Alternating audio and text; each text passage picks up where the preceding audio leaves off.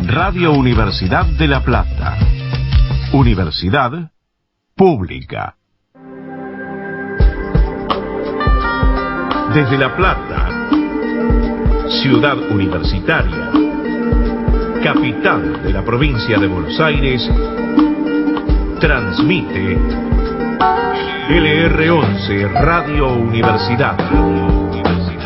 1390 kHz, amplitud modulada. Universidad pública.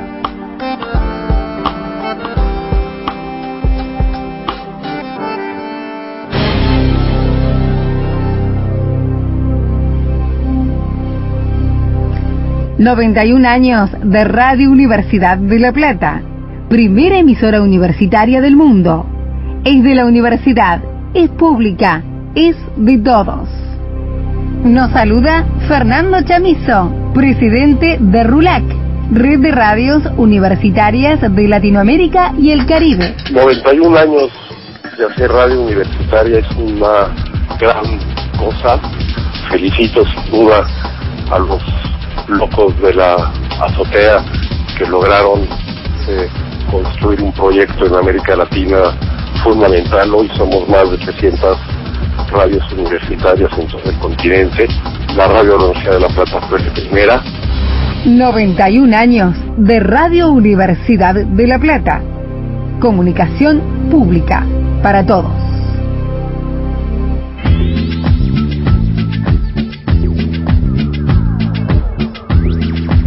Desde la Quiaca a la Antártida.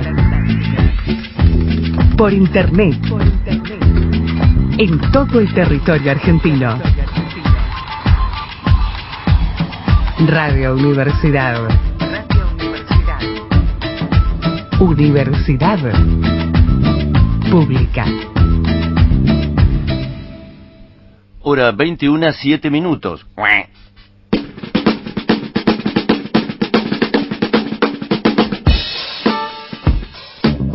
Ahora, como quien no quiere la cosa, llega Patitos en Fila. Conducen Manuela Irianni, Paula Ponce.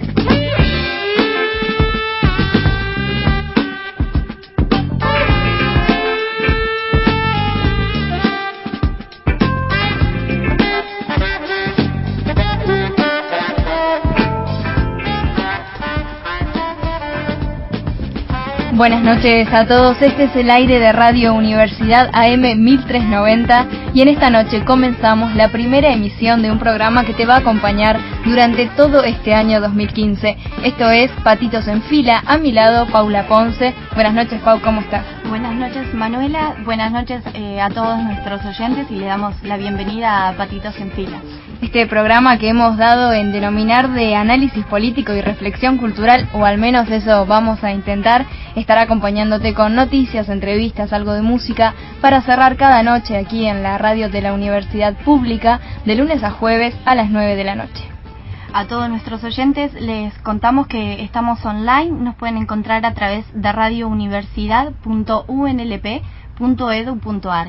Y también, como siempre, estamos en nuestras redes de comunicación, a través de Facebook como Patitos en Fila. El teléfono de la radio es 422-0295 y el Twitter @patitosenfila. Forman este equipo un montón de personas que ya te vamos a estar presentando. Emiliano Bielevich en la operación técnica, Alejo López va a estar en la producción, Alfredo Tangorra haciendo las entrevistas como siempre, y Candela Catzapa va a ser la columna, una columna muy especial que vamos a conocer más adelante esta semana, que se llamará de emancipación e igualdad. Además, Candela va a estar los jueves. Vamos a intentar de que Manuela nos traiga algunas efemérides de ese día y poder indagar un poco más y reflexionar sobre la actualidad también nacional. Les recordamos a todos nuestros oyentes que estamos online a través de radiouniversidad.unlp.edu.ar.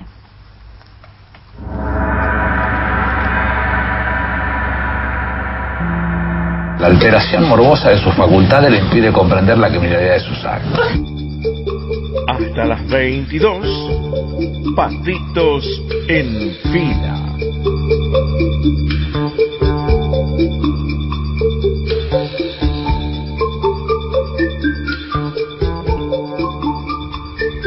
Cerrando la jornada informativa de este lunes 6 de abril, recibimos aquí en los estudios a Fernando Mangione, quien todos los días nos posibilitará una suerte de resumen informativo para ya ir cerrando el día sabiendo qué es lo importante que pasó. Fernando, buenas noches y bienvenido a Patitos en Fila. Hola, buenas noches, muchas gracias por dejarme participar en Patitos en Fila.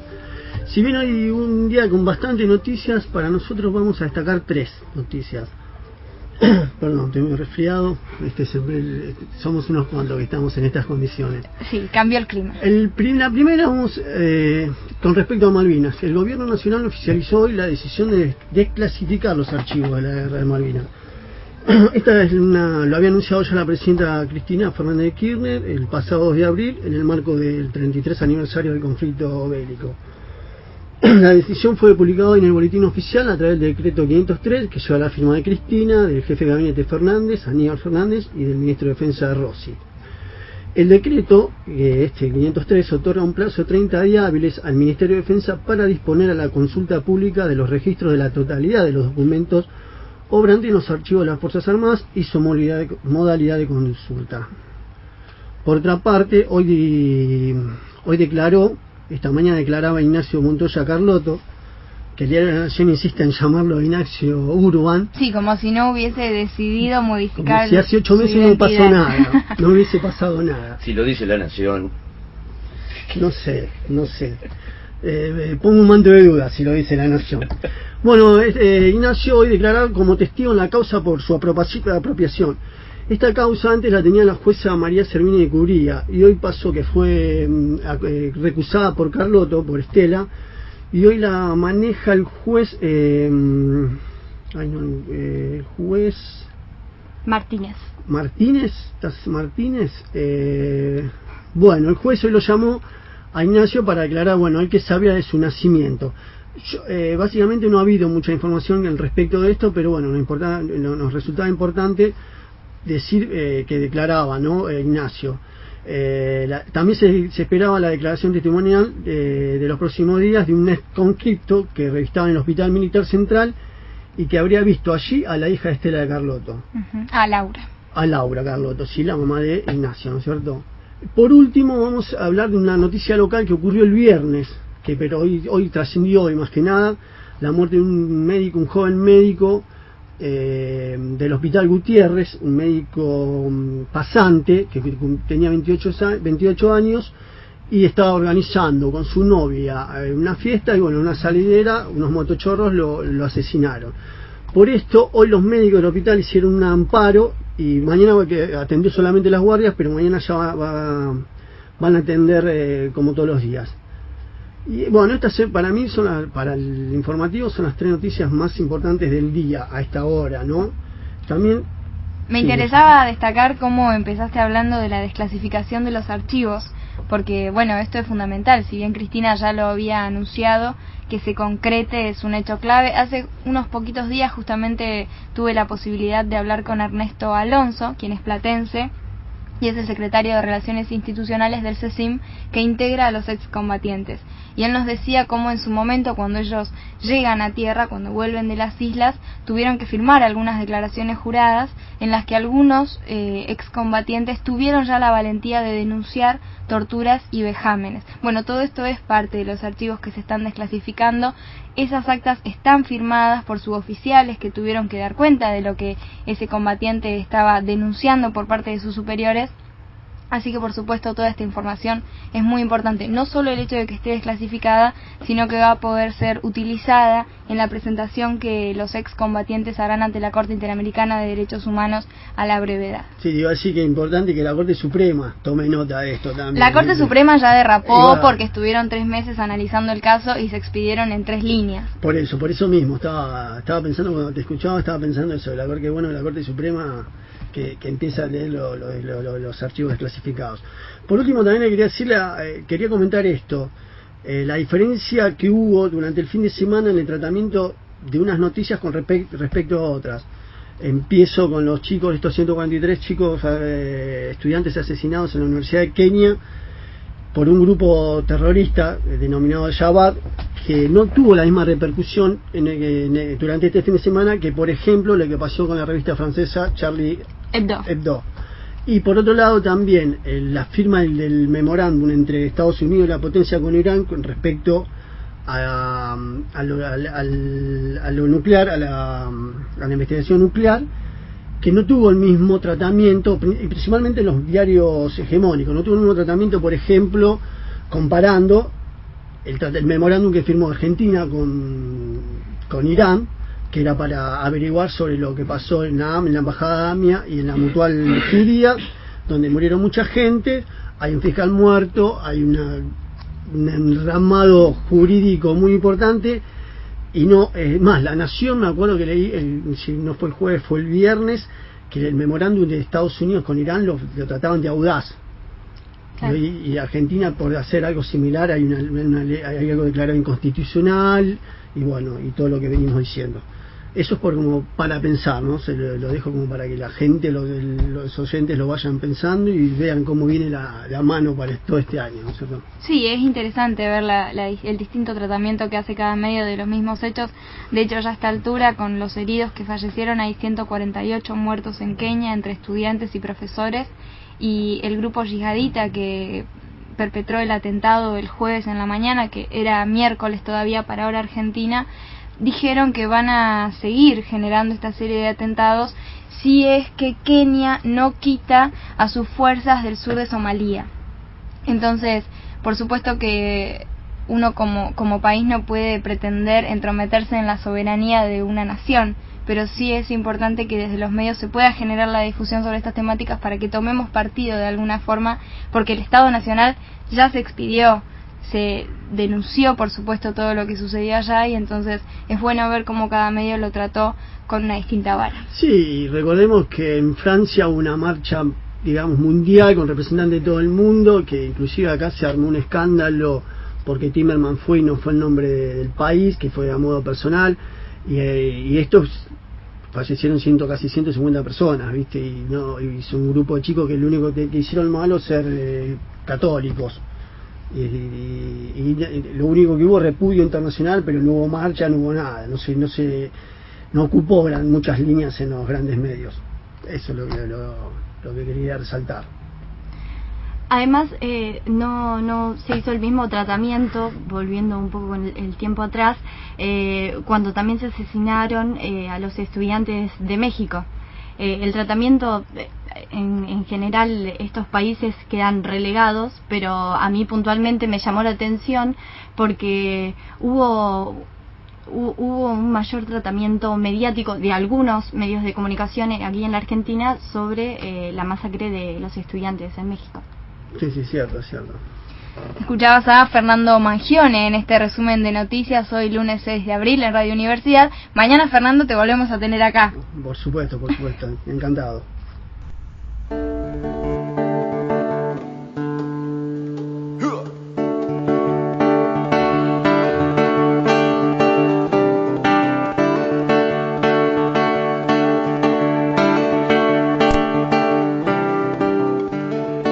Try to see it my way, only time will tell if I am right or I am wrong.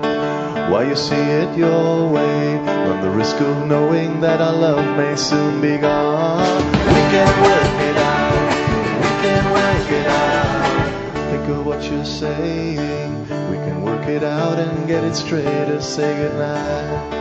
Think of what I'm saying. We can work it out and get it straight to say goodbye. We can work it out. Life is very short and there's no time for fussing and fighting, my friend.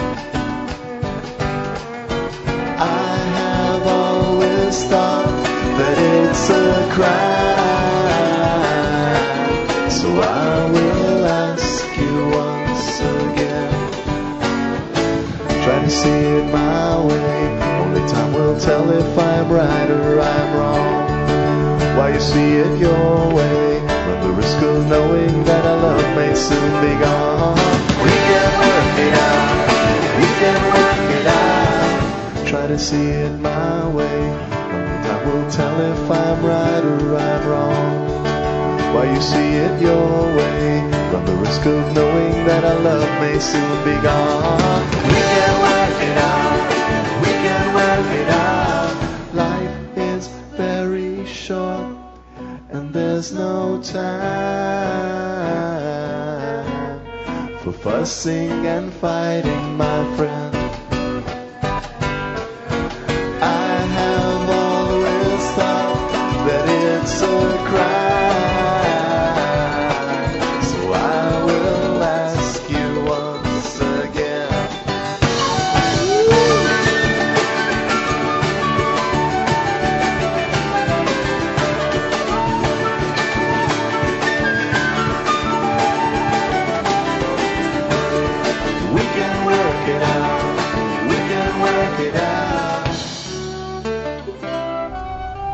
La música que estamos escuchando en Patitos en Fila, Kevin Johansen, un cover de los Beatles, Lo Podemos Resolver. Patitos en Fila.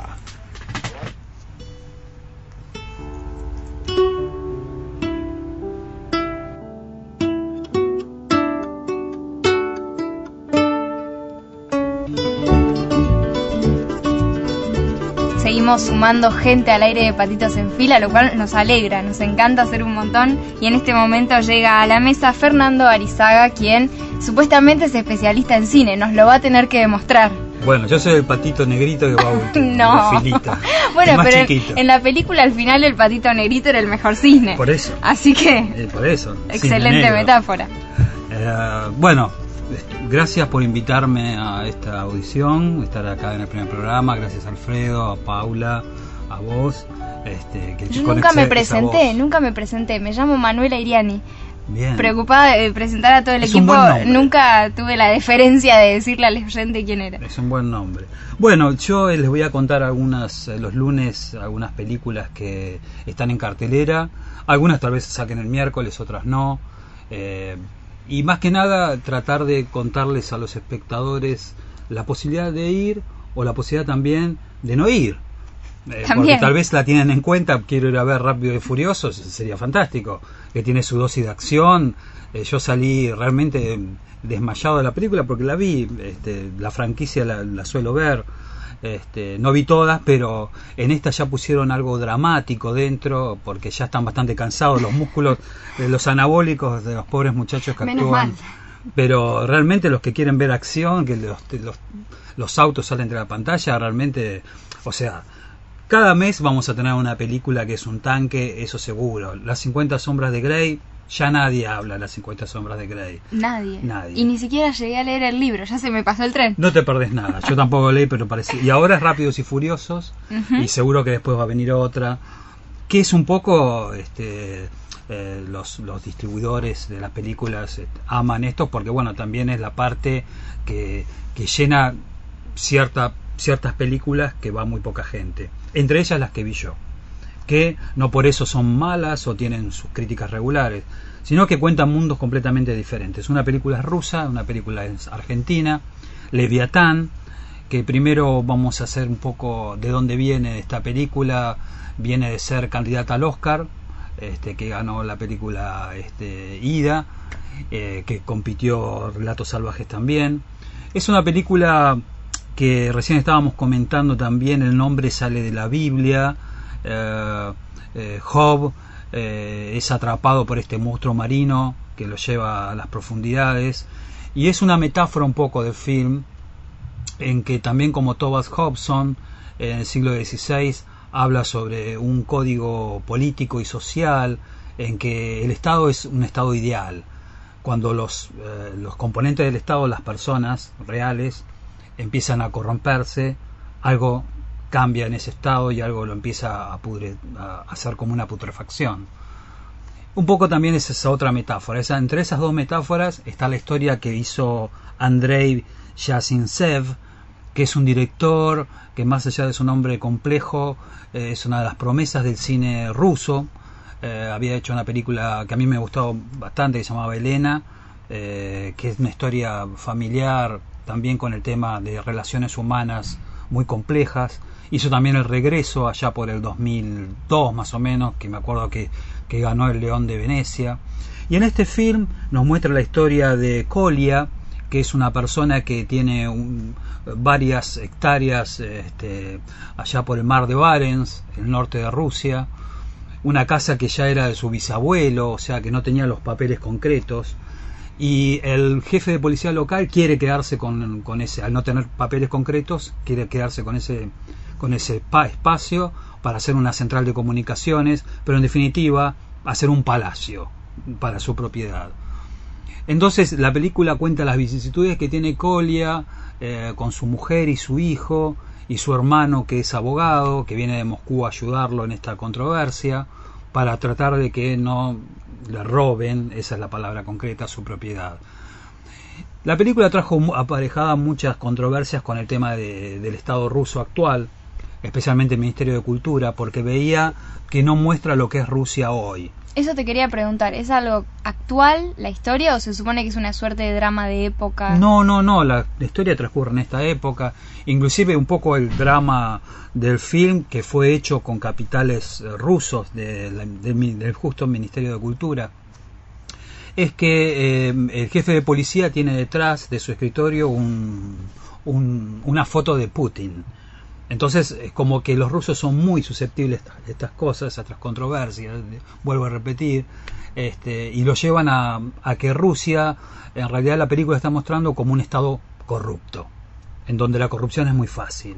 No solamente eso, sino las abundantes e increíbles medidas de vodka que toman los protagonistas, que parece que estuvieran borrachos toda la película, algo que también tienen encima la historia de los rusos.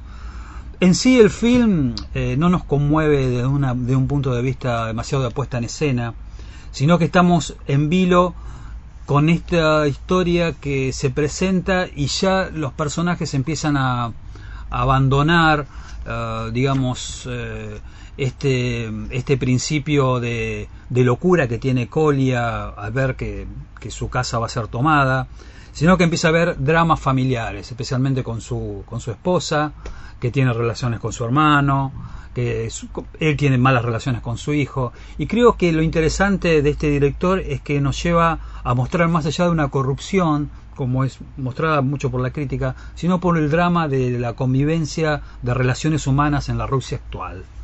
Y más en un lugar tan lejano, ¿no? Que nosotros siempre podemos pensar que todo sucede como si sucediera todo en el Capital Federal, todo sucede en Moscú. Rusia es un país enorme, un país muy solitario, el espacio es muy solitario como estos personajes, las primeras tomas son barcos destruidos, esqueletos de ballenas, ¿no? Me lo imagino como muy lacónico. Completamente. No hay forma de salir contento del cine.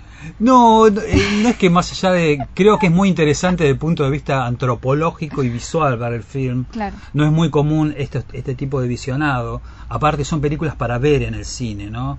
Porque uno ve los detalles de la fotografía. Pero realmente hay algo en los personajes que me parece muy estereotipado, que no cae dentro de lo que históricamente es el cine ruso interesante, el cine que podemos nombrar a Mikhalkov, podemos nombrar a Tarkovsky. O sea, hay toda una escuela muy intensa cinematográfica, pero que este director tal vez no le interesa mucho la metáfora poética, sino el cómo marca estos personajes que tienen mucho estereotipo. Así que bueno, le ponemos un patito en fila para que la puedan ver. Un patito. No, le vamos a poner 6 patitos. ¿Y el máximo cuánto sería? El máximo son 10 patitos. 10, bueno. Así que vamos a poner... El máximo eran 7, así que estaba como ustedes lo deseen, ustedes son las que mandan. No. Vamos a la clásica, 10 es el máximo 10 para que todos nos entendamos. Sí, aparte 10 patitos suena linda, 7 como los 7 indiecitos. Así que mejor... 6 patitos para la película rusa. 6 patitos. Bueno, el otro film que les voy a comentar es El 5 de Talleres, una película argentina, el cual está dirigida por Adrián Viñés, trabaja Esteban Lamote y Julieta Silverberg, que son actores que ya han trabajado en el cine argentino, El Estudiante, me acuerdo del Estudiante, bueno, Julieta Silverberg es una de las actrices que me acuerdo que empezó en Magazine for Five, o sea, ya ese noticiero deportivo que hacía Lucrecia Martel. Y en este film, que es la historia de un tipo que se llama el Patón Bonaciele, también con un apellido bastante extraño, que es un 5 de media cancha, que es bastante rudo, digamos, un giunta del club Talleres de Remedio de Escalada, el cual este director vivió un tiempo largo en Remedio de Escalada, nació en Lanús, ahora vive en Uruguay, y lo que nos muestra en este film es una manera distinta de ver el costumbrismo del conurbano bonaerense, que también volvemos al estereotipo, que muchas veces es un estereotipo a lo Polka, en que vemos tal vez el puntero con Chávez, que son personajes con muchos gestos, muy ampulosos, mostrando mucho lo miserable del conurbano. En cambio, esta es una familia y cómo tienen que salir a flote, porque al Patón lo expulsan en el primer partido y le van a dar, tiene una falta muy severa, y le van a dar muchas fechas. Y él tiene 35 años. Entonces empieza a pensar en dejar el fútbol. ¿Pero qué hace? Porque su vida no está resuelta, ni mucho menos. Tiene una casita y un auto. Y una mujer que lo ama. Que eso es lo interesante. Que se vuelve a algo que no está muy acostumbrado el cine y mucho menos la televisión, de estos tipos de personajes en este espacio, ¿no? Porque es una familia que se llevan bien y que tienen que resolver el futuro. El presente lo tienen, pero tienen que resolver el futuro. ¿Cuántos patitos? Vamos a ponerle 8 patitos y medio. Bueno, un montón. Uno que va como colgado así medio, con la patita media renga. Los protagónicos de Esteban en general son estos. Pensaba en El Estudiante y también en esta película. Están muy anclados a la realidad y a estos estereotipos reales que estamos acostumbrados a ver cotidianamente. Sí, son salidos, digamos, del nuevo cine argentino, y creo que es una película muy válida y la recomiendo para ver. Fernando, nos encontramos la semana que viene. Nos encontramos. Fernando Arizaga, licenciado en Artes Audiovisuales, profesor de la Facultad de Bellas Artes, analista cinematográfico. Te vamos a seguir tirando flores para que vengas siempre. Bueno, sí, no, estoy encantado de estar con ustedes acá. Bueno, muchas gracias. Stop.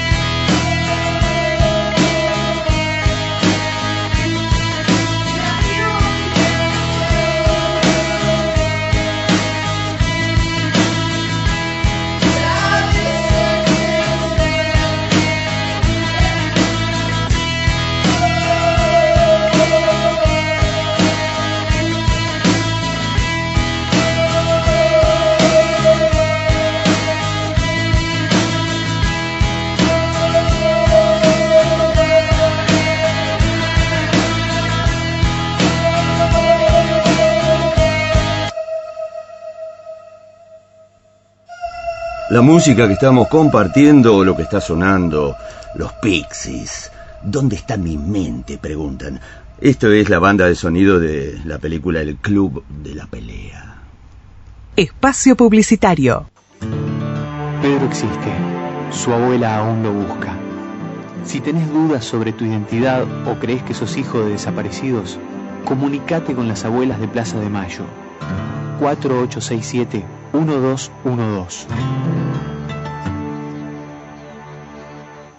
La Facultad de Ciencias Médicas informa.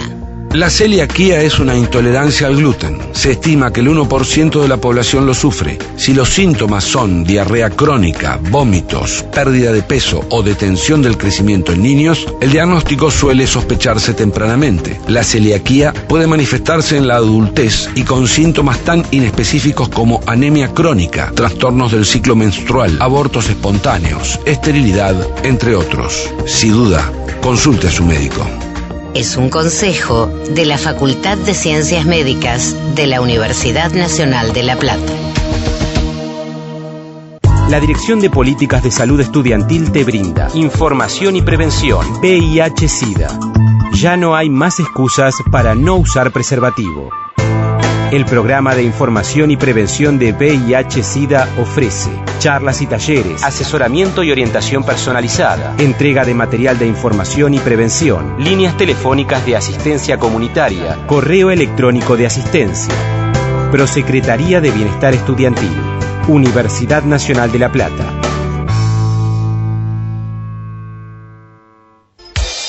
Con el tren universitario llega un nuevo concepto en transporte público urbano. Más seguro, económico y menos contaminante.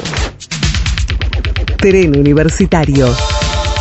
Transporte de calidad para la comunidad universitaria y para toda la ciudad.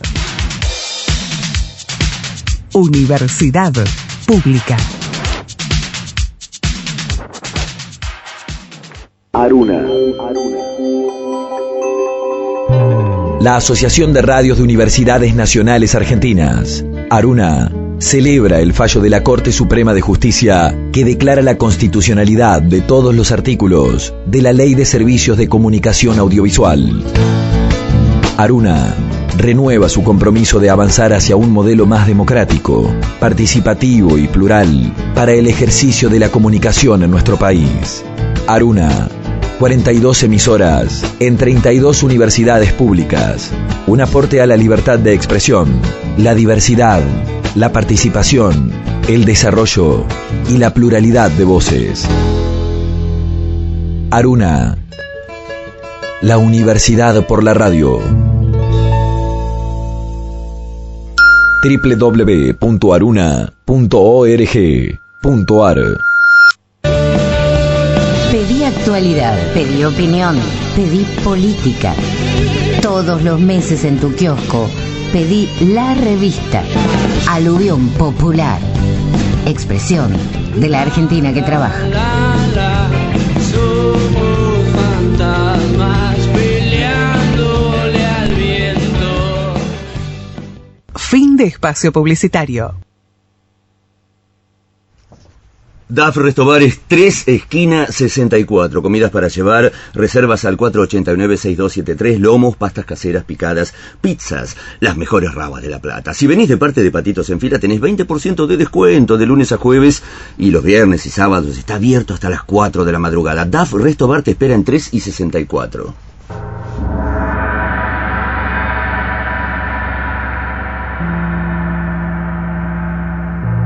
Seguimos con Patitos en Fila.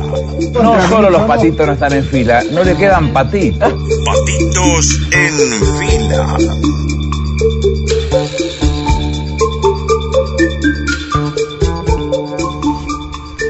Comenzamos con la primera entrevista de este ciclo en el que nos vamos a dedicar a hablar con alguna serie de personas que realmente tenemos ganas de traer aquí hoy. Empezamos con Daniel Efes, quien es un histórico de la Radio Universidad. Me estuve informando que el primer año en que él estuvo aquí fue el 85, sí. Así que estamos seguros de que debe tener un montón de cosas para contarnos. Daniel, buenas noches. Hola, buenas noches, ¿qué tal? Hola Daniel. Hola Alfredo. ¿Qué tal? ¿Qué tal? Mirá, decidimos comenzar este ciclo con, realmente, como decía Manuela, con los cultores de lo que es el perfil histórico de Radio Universidad, porque evidentemente son los que le dan identidad a esta frecuencia. Y los oyentes de la radio escuchan a Daniel con la cofradía, recordemos, los domingos de 11 a 13, los hace pasear por ritmos de nuestro folclore con sones latinos, rioplatenses.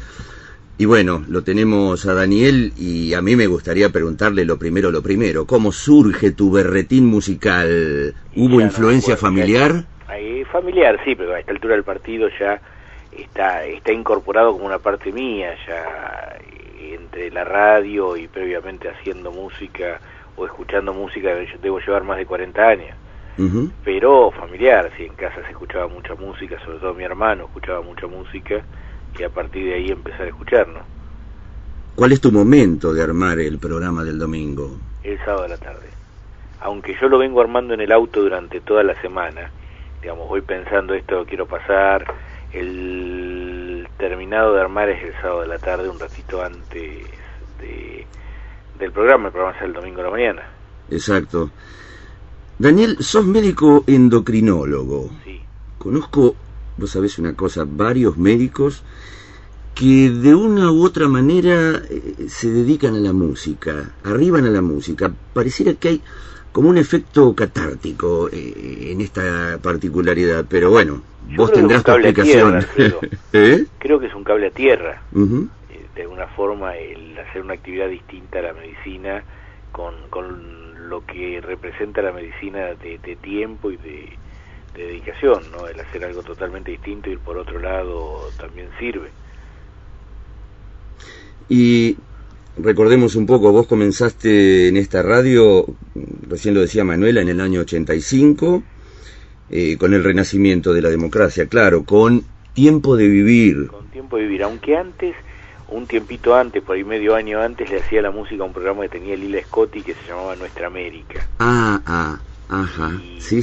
Digamos, como conductor con Tiempo de Vivir. Ahí estabas con Ulises Barbosa y con Daniel Molina. Daniel Molina, sí, que fue el trío que empezamos, después Ulises dejó, el programa cambió de nombre, ya sea en Radio Universidad, en Provincia, en Futura, muchos años, pero la dupla fue hasta la muerte de Daniel Molina, Daniel F. Daniel Molina, creo que el nombre de fábrica era ese. Sí.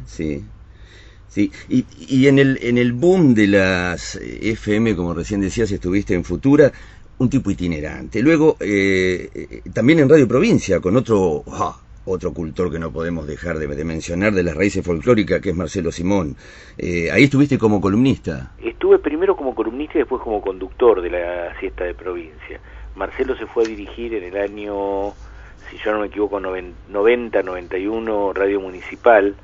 El programa quedó sin conductor y quedé yo como conductor natural, digamos, quedé ahí en el programa y seguí hasta que levantaron el programa en el 92. Los años 90, ¿influyeron en vos esos años en los cambios políticos, en tu relación con la audiencia tan expandida como la de Provincia, naturalmente, ¿no? En Provincia vos pensás que yo estuve hasta el 92 nada más. Después nos refugiamos en Futura, que fue un poco la voz de la resistencia de los años 90. Sí. A nosotros nos levantaron la siesta de Provincia para poner toda la tarde Bailanta, que fue la política cultural de Dualde. Sube Dualde, levantan toda la programación de la radio, ponen programas desde Buenos Aires con vedette y Bailanta durante toda la tarde. Así que ahí no había lugar ni para el folclore, ni para la música comprometida, ni nada. ¿Y qué es lo que tiraban? ¿Qué es lo que? ¿Qué es lo que mandaban al aire? Al aire, Bailanta. Bailanta, directamente Bailanta. Manuela te quiere preguntar algo. Dale, Manuela. Daniel, después de tantos años haciendo radio bajo la mirada del Confer, ¿cómo te sentiste con la ley de medios, con la AFCA, con todo esto nuevo que vino? Y contento, porque así como nosotros tuvimos que refugiarnos por no tener otra posibilidad en una radio chica y tener una voz casi silenciada, el poder reformular las radios quiere decir que uno puede tener voces de lugares más chicos y tener voces más importantes. mi voz dentro de Radio Universidad o dentro de Radio Provincia en su momento o ahora en Nacional sigue siendo una voz chica ante medios que dominan casi el 60% de la audiencia todavía. Ojalá esas voces chicas tuvieran un lugar un poquito más importante, ¿no? A ver, vamos a ordenar los patitos. Tipo itinerante como Daniel. ¿Pasaste por Berisso también? Pasé por Berisso por difusión. Con el Día del Arquero. Un programa llamado El Día del Arquero, que fue una broma, hacer algo distinto con una actriz que era Graciela Sandoval, o que es Graciela Sandoval, una querida amiga. Hacíamos hasta algo así parecido a un radioteatro musicalizado. Después volviste a universidad. A universidad volví 2 veces. 2 veces. Volví, me fui, una de las directoras con muy buen tino quiso pasar mi programa los domingos a las 8 de la mañana. Ante la pregunta de si había escuchado el programa alguna vez, me dijo que no, pero no le interesaba, que si lo quería hacer a las 8 de la mañana que lo hiciera, y si no, no lo hiciera más. Así que ahí me fui. Digo directora porque me parece que a la gente que no le interesa la radio y que no quiere la radio hay que nombrarla con nombre y apellido. No importa el nombre de ella en este momento, porque ya no tiene mando ni decisión, pero sí por lo menos saber que fue alguien que estuvo en la radio, que nos mandó al Muere, y bueno, decidimos irnos y después volvimos con la cofradía. Vos de ahí te fuiste a provincia, Fui a provincia cuando vino Omar Turcón y volvimos. Claro. Y después saliste de lo que yo denomino el cuadrado roto, haciéndole honor al título de un libro sobre la ciudad de La Plata, ¿no? En su formato. Saliste del cuadrado roto y te mandaste a Buenos Aires. Yo a Buenos FM Aires, La Tribu. Fui primero como columnista en La Tribu y después ahora en Nacional. Estoy como columnista. Exacto. Después de haber hecho un micro durante casi 2 años en La Folclórica. Ahí tuviste una amiga que tenés que mencionar, o tenés. Dos amigos queridos. Una es Liliana Daune, amiga y admirada amiga, y Marcelo Simón, que siempre que ha podido me ha dado una mano. ¿Y con Marcelo te volviste a reencontrar en Nacional después de cuántos años de provincia? Después de 20 años. Después de 20 años. Después de 20 años empezamos a trabajar juntos de nuevo. Por eso digo, nobleza obliga también nombrarlo a Marcelo Simón. Seguramente. ¿Y cómo te vinculaste con Liliana? ¿A ella te la encontraste en La Tribu? No, a Liliana yo la conozco, en realidad tenemos una amiga en común, una cantante de tangos, llamada Patricia Andrade. Sí. Y nos presentó algún día, hicimos muy buena onda, vino a La Plata más de una vez al programa, cuando estábamos en universidad con Tiempo de Vivir, y a partir de ahí, bueno, se armó una amistad que sigue hasta el día de hoy, una buena amistad. Te diría, es mi hermana querida de la radio. ¿Cómo estás viviendo estos tiempos, Daniel? Así como te preguntaba de los 90, ¿cómo estás viviendo estos tiempos, estos Yo últimos? Lo vivo con alegría porque, digamos, el hecho de poder expresarme, decir lo que quiera, decir en lo que estoy de acuerdo y poder decir en qué disiento, con total libertad, me hace sentir como en los mejores tiempos de Futura. Nadie me está mirando en universidad en este momento qué digo, qué no digo, qué hago, qué deshago, y me siento por otro lado recompensado con cosas como esta. El hecho de que el laburo después de tantos años sea reconocido, sea querido por la gente de la radio, me pone muy feliz.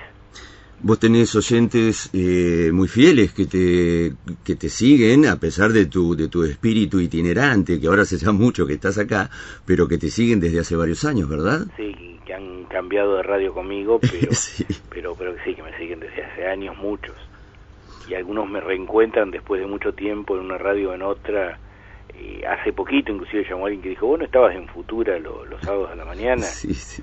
Te había perdido hace como 10 años o 15 años. Y te reencontró. Y me reencontró ahora en la universidad. También fuiste productor de discos y también influiste en el repertorio de cantantes. He laburado con en algunos discos, productor 1 o 2 nada más, pero sí he trabajado con mucha gente en repertorio, con gente de aquí y con alguna gente de afuera inclusive. ¿Nunca se te pasó por la cabeza la idea de fundar tu propio sello? No, y menos en estos tiempos que corren. Creo que así como el auge de la ley de medio me parece que favorece a la difusión de la música, el auge de los independientes y de todo un movimiento fragmentado en cultura hace que perjudique la posibilidad de crecer, y un sello sería casi una actitud suicida. ¿Has tenido algún vínculo con el sello Melopea en algún momento?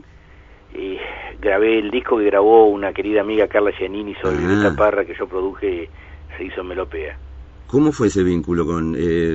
A través de Carla. Carla consiguió un subsidio para grabar ahí, se vinculó con Lito, y Lito fue el que participó en las grabaciones inclusive de los temas. Daniel, con él estamos hablando, Daniel Efes, no son las 11 de la mañana del domingo, pero estamos hablando con Daniel Efes. Tuviste la oportunidad de viajar por lugares muy lejanos en el mundo y sé, porque me han contado que volvés con discos de cada uno de esos rincones. Con discos vuelvo siempre. Siempre. Casi como venir con... ¿Con una mochila más? No, con alguna cosa, digamos, en lugar de otro recuerdo, tal vez alguno se traiga como souvenir un llavero o traiga, qué sé yo, un cenicero de cada lado que va, y me gusta traer un disco de música popular en lo posible de donde voy. ¿Hay algún sonido en particular que te haya sacudido más que otros en todos tus viajes, que realmente te haya sorprendido más allá de la propia imaginación que uno tiene cuando va a cierto país que sabe que va a escuchar música de ese país? Y hay cosas que te impactan. Yo te podría decir, inclusive antes de hacer radio, una de las cosas que a mí más me impactó en la vida es haber podido entrar a un ensayo en el Canecao de María Betania, estando haciendo el ensayo general solo, estaba ella sola cantando, no llegaba el día del estreno y poder entrar y verla para mí fue como escuchar a Brasil todo junto en 2 minutos. ¿Eso hace mucho fue? Y eso fue en el año 80-81. No la vi nunca en vivo actuar, la única vez que la vi en vivo la vi en un ensayo general. O haberme podido meter en el Carnegie Hall hace unos años atrás a ver a Diana Krall, que no tenía entradas, que se sacaban con 6 meses de anticipación, y me dejen entrar 10 minutos a verla, son cosas que te conmueven. Qué lindo, qué lindos recuerdos, qué cosas tan vivificantes para quien en realidad vive de la música, porque si hablamos de la vida en cuanto a espiritualidad, creo que sos una de las personas que vive de la música.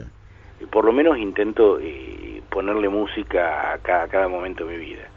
Salvo en el consultorio, que se hace difícil, el resto de los momentos intento ponerle música. ¿Y algún paciente también te debe escuchar? Algún paciente me escucha, y yo la otra vez decía a alguien, en la radio debe ser el lugar donde más consultas médicas tengo, y en el consultorio donde más hablo de música. Y cuando estás en tu intimidad, en tu casa, por fuera del consultorio, por fuera de la radio, ¿qué escuchás? ¿Qué música escucho? Sí. Música, si me das a elegir a mí, fundamentalmente música en brasileña, MPB. Ajá, así. Si yo tengo que elegir discos para meter en el auto, busco discos de música de Brasil. Casi diría por naturalidad, agarro un Chico Buarque, un Caetano, un Gilberto Gil, Betania, pero es lo que más escucho, te diría, con mayor frecuencia.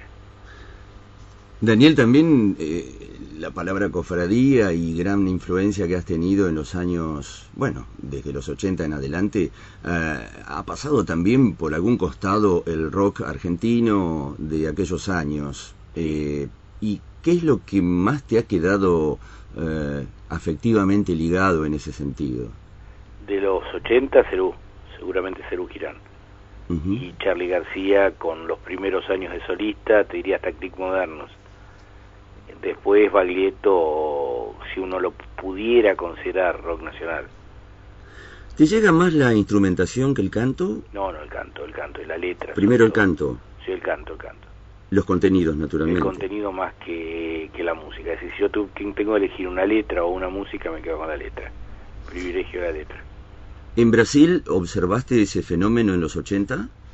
El fenómeno de la letra, y tal vez de distintas maneras. Los tropicalistas jugando con la palabra, sí. que es una forma de darle validez a la letra, aunque no digan gran cosa. Y los otros, Chico Buarque, Iván Lins, Milton Nascimento, buscando buenos textos para hacer sus canciones. ¿Te hubiese gustado estar en La Fusa cuando Vinicius estuvo, cuando se grabó ese disco? Si te digo que estuve, te mato. ¿Estuviste? No, era muy chico, tenía 13 años. Por favor. Claro. No, ahí no llegué a estar. Seguro que has de tener las placas originales. Me hubiera encantado. Logré algo alguna vez en un estudio de grabación haciendo un reportaje a María Creuse, es que me cante si todos fosen igual a vosé para mí solo. Bueno. Es una perlita que guardo por ahí que algún día te voy a mostrar. Bueno, ya con esto creo que es el broche. No tengo más cosas para decir porque me gustó este final. Daniel, te agradecemos enormemente. Sinceramente que hayas podido estar con nosotros acá. Creímos que sos uno de los cultores de esta radio y en consecuencia este inicio a nosotros nos pone muy felices. Bueno, que buena vida para Patitos en Fila y buena vida para ustedes. Muchas gracias, Daniel. Buenas noches, un gran abrazo. Chao.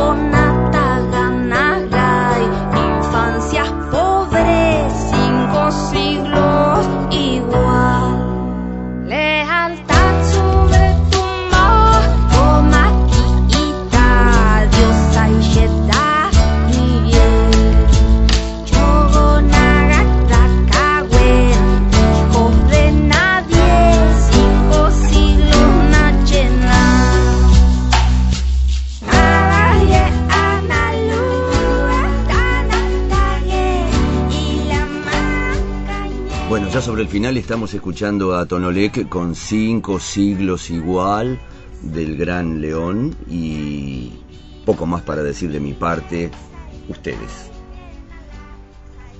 Bueno, Alfredo, estamos por lo menos muy contentas de este inicio de Patitos en Fila. Te agradecemos por la excelente entrevista y por la participación.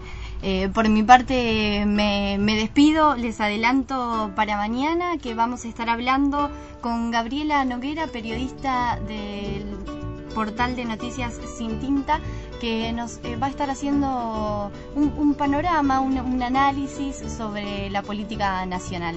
Por mi parte también me despido, ha sido un placer, Manuela. Le queremos agradecer a Gabriel Morini, quien es el director de esta radio, en donde hemos tenido el gusto de hacer nuestro primer programa, AM 1390. Por mi parte, la primera vez que hago AM, lo cual me pone muy Bienvenida, contenta. Manuela. Había estado siempre Bienvenida. en la FM, espacio que amo, por supuesto, pero quería probar esto de la amplitud modulada. Nos vamos agradeciéndole al equipo en la operación técnica, Emiliano Bielevich, el productor Alo Lofish. En las columnas estuvieron Fernando Mangioni trayéndonos la noticia del día y Fernando Arizaga, quien nos habló de los estrenos cinematográficos. Escuchaste a Alfredo Tangorra haciendo una gran primera entrevista a mi juicio, y nuestras voces en la conducción, Paula Ponce y Manuela Iriani. Volvemos por supuesto mañana a las 9 de la noche por Radio Universidad AM 1390. Que tengan muy buenas noches. Chao. Chao, buenas noches. Con su nave de fibra hecha en Aedo. Ayer colectivero, hoy amo entre los amos del aire. Ya lleva 15 años en su periplo. Su equipo es tan precario como su destino. Si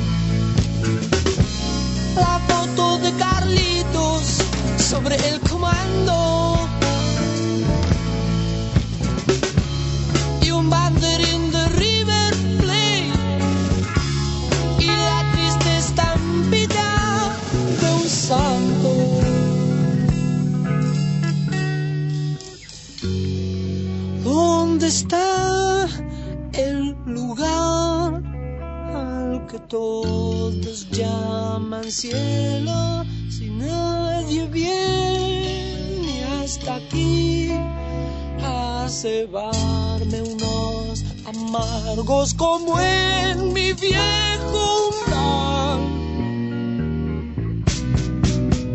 Porque habré venido hasta aquí si no puedo más de soledad.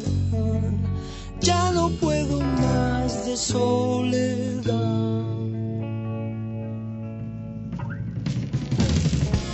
Su anillo lo inmuniza de los peligros. Es noticia. Radio Universidad informa. Hora 22, 2 minutos, temperatura en La Plata 12 grados, 6 décimas, humedad 78%. La presidenta cierra su mandato con la mejor imagen desde el retorno de la democracia. Así lo aseguró el